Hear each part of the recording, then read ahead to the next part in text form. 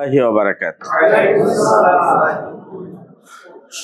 আজকের এই সুন্দরতম দিনের সম্মানিত সভাপতি, এই উপজেলার চৌকস সুযোগ্য উপজেলা নির্বাহী অফিসার যিনি এতক্ষণ কথা বললেন, উপস্থিত আছেন বাংলাদেশ জামাত ইসলামের বিভিন্ন পর্যায়ের নেতৃবৃন্দ, সামনে উপস্থিত আমার প্রাণপ্রিয় ভাই এবং বোনেরা, সম্মানিত সাংবাদিক বন্ধুগণ, আল্লাহর কাছে আমরা সবাই মিলে শুকরিয়া আদায় করে একবার বলি আলহামদুলিল্লাহ।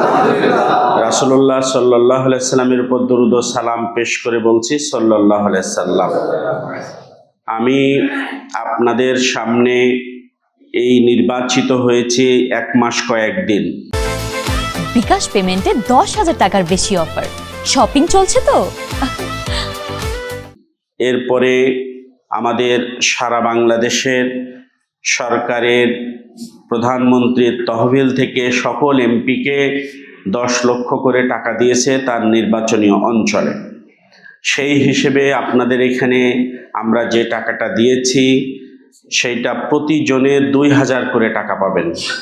আমরা 10 লক্ষ টাকায় আপনাদের মতো গরিব দুঃখী মানুষের মাঝে বিলিয়ে দিতে চাই।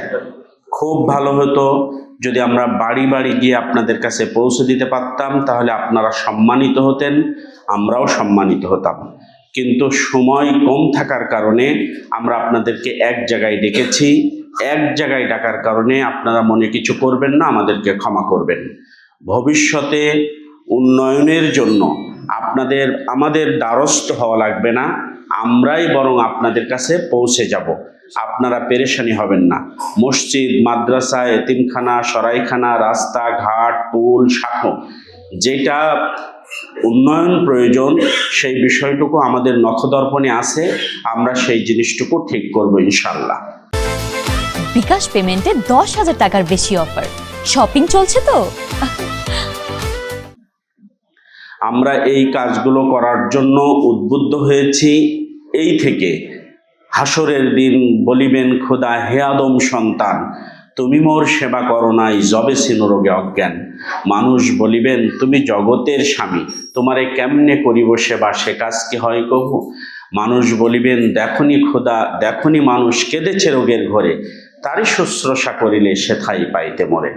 তাহলে আল্লাহর পাওয়ার জন্য ক্ষুধার্ত মানুষের অন্ন দেওয়া, বস্ত্রহীন মানুষের বস্ত্র দেওয়া, অসহায় মানুষের পাশে থাকা, এটা বিরাট মহত্বের কাজ, সওয়াবের কাজ। আমি আপনাদের নেতাও হইনি, এমপি হইনি, আমি হয়েছি আপনাদের সেবক। এই ইওনো মহোদয় খুবই ভালো একজন মানুষ, এরকম একজন মানুষ পেয়ে এই কাজগুলো করা আমার জন্য খুবই সহজ হচ্ছে, সুন্দর হচ্ছে। অত্যন্ত দক্ষতার সাথে চমৎকারভাবে ওনার যারা অফিসার আছেন, ওনার যারা লোক আছেন, তারা এগুলো ঠিক করবেন। আমি আপনাদের কাছে কিছু মানুষের হাতে টাকা দিয়ে আমি চলে যাব, ওনারা স্বাক্ষর করে নেবেন এবং সবার কাছে 2,000 টাকা করে খাম দিবেন। এরপরে আবার আমি দামোহদায় গিয়ে প্রোগ্রাম ধরব।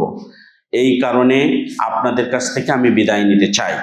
শুধু এতটুকু কথা বলবো, আপনার অভাব যদি সর্বোচ্চটুকু হয়, এরকম সাহায্য যখন আসবে, আপনি অভাবের যে কথা বলে আপনি নিজের নামটা লেখাবেন। আমার খুব মনে আছে, একবার রাত 2:30টার দিকে, তখন ভোলানাথ দে নামে একজন ডিসি ছিলেন চুয়াডাঙ্গায়। তিনি বললেন, রহিল সাহেব, আমরা উমরের মতো রাত্রি রাত্রি ঘুরবো, কাউকে কি দেওয়া যায়। আমরা রাত্রে এরকম মধ্যরাত্রি গেলাম স্টেশনে, একজনকে উনি বলছেন আপনি এই কম্বলটা নেন। তো বলছে স্যার আমার কম্বল লাগবে না। তো উনি বলছেন যে কেন, তোমার তো অবস্থা দেখে এখানে শুয়ে থাকো। বলছে আমার একটা কম্বল আছে, যার একটাও নেই তাকে দেন। এই কথাটা বলার মতো মানুষ আমাদের সমাজে যদি থাকে, সমাজটা ভালো হয়ে যাবে।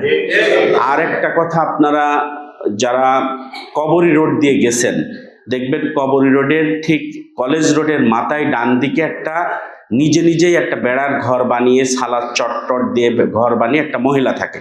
সেই মহিলার সারা শরীর কাপড় পেঁচানো থাকে, নিজেই রান্না করে, নিজেই খায়, তাকে 10 টাকা দিতে গেলেও নেয় না। ওর কাছে আমি একদিন রাত্রি গিয়ে বললাম যে তোমার তো কষ্ট হয়, তুমি একটা কম্বল নাও। তা বলছে যে আমার কষ্ট হয় না, আমার কম্বল আছে, তুমি অন্য লোকের দাও। এই দুটো ঘটনায় আমার চোখ খুলে গিয়েছিল। অথচ সমাজে এমন কিছু মানুষ আছে যারা নিজের স্বামী বেঁচে থাকার পরেও স্বামীর মৃত্যু দেখিয়ে বিধবা ভাতা নিতে চায়। এর চেয়ে খারাপ আর কিছু আছে? না। আবার যারা এই যে গতকালকের ঘটনা, নিজের সন্তানকে জিম্মি করেছে, করে দা ধরেছে গলায়, ধরে ফোন দিচ্ছে তাড়াতাড়ি মুক্তিপণের টাকা দাও, নিজের সন্তানকে। তাহলে এইগুলো সমাজের একটা আলাদা ঘটনা, মানে একটা বিচ্ছিন্ন ঘটনা।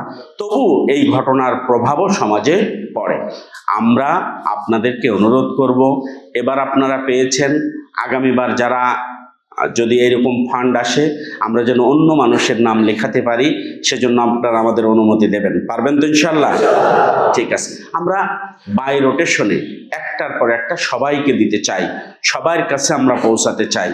আল্লাহ আপনাদের সবাইকে ভালো রাখুন, সবাই আনন্দের সাথে ঈদ করেন। প্রতিবেশী যদি কেউ খুব ক্ষুধার্ত হয়, আপনার একটু মাখানো ভাত হলেও তাকে একটু দেবেন, একটা পোলট্রি মুরগির গোশত হলেও তাকে দিবেন, যেন আমরা সবাই মিলে এই ঈদটাকে আনন্দময় ঈদ করতে পারি।